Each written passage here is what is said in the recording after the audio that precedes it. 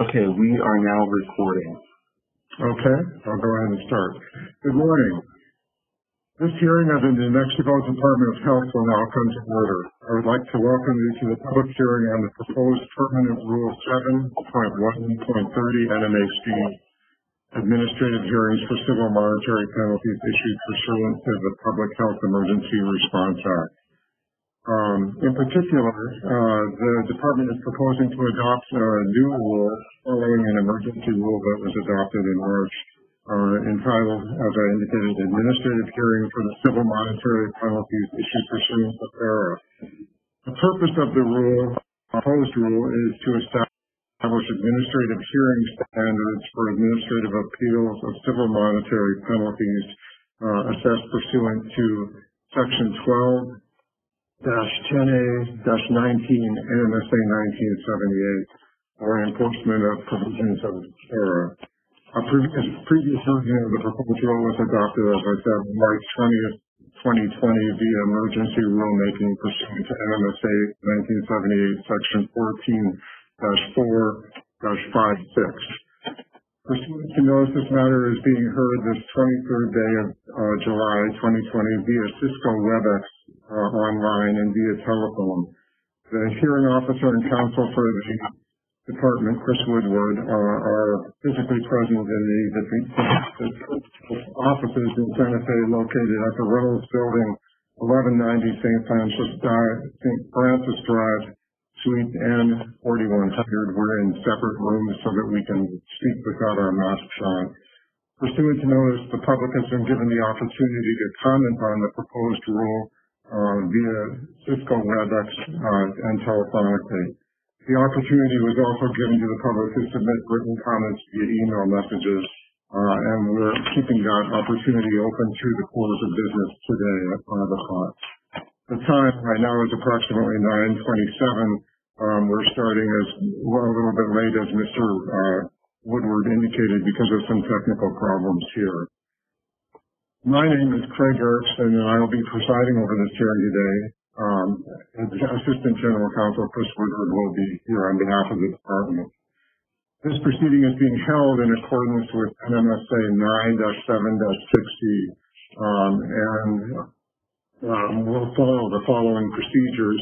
First, I'm going to ask Mr. Woodward to give a brief introduction regarding the proposed rule, and then I'm going to ask him to enter any exhibits the department has into the record, and then we'll take public comments from each of you if you choose to speak this morning regarding anything you'd like to comment on with respect to the rule. I would remind those of you giving comments today that this hearing is being recorded, and also when you begin to speak, if you could state your full name and spell your last name, and then indicate if you're participating on behalf of yourself as an individual or on behalf of some institution or group. I'd also like to indicate to you that the department is not bound by the formal rules of evidence during this type of proceeding. However, the hearing officer has in his discretion the ability to exclude evidence that is incompetent, irrelevant, immaterial, or unduly repetitious. So at this time, I'd like to ask Mr. Woodward to make a few comments about what we're going to be hearing about today. Yes, and let me just change the video view for the recording so that I show up on the recording here. Okay, perfect.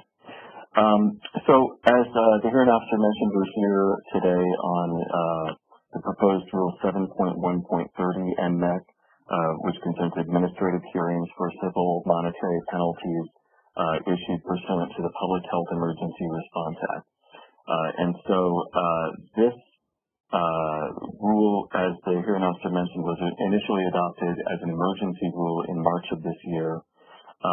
And the proposed rule is substantially identical to the emergency rule as it was adopted, however, with a few modifications that I'll go through here in a minute. And then after I'm done giving a brief introduction about this, I'll go through the exhibits that we're offering into the record here today, and then we'll proceed with taking public comment. So as I say, the emergency rule was adopted in March of this year. The proposed rule has a couple of minor alterations to it, but in short, this rule is more or less a procedural rule concerning the hearings process for these types of hearings. It doesn't really address the nuts and bolts of when penalties will be assessed under FARA, what the content of public health orders will be, and so forth. And I understand that that is kind of a hot topic right now, and that there is, in fact, there's quite a bit of pending litigation related to public health orders and enforcement of public health orders, and I understand that several of the comments we've received have addressed that. I do not intend to address those issues here today, especially considering that they're the subject of pending litigation. The rule is really more about the procedure of how these hearings will be conducted. And I can tell you that I don't know that we base this rule on any one other particular rule.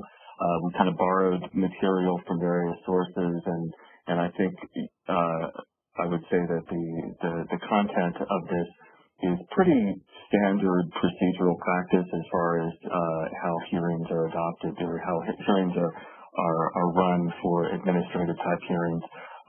Just kind of laying out the authorities of the hearing officer, his or her duty to submit a report and recommendation to the Cabinet Secretary, and then in all of these types of cases, the Cabinet Secretary of the Department of Health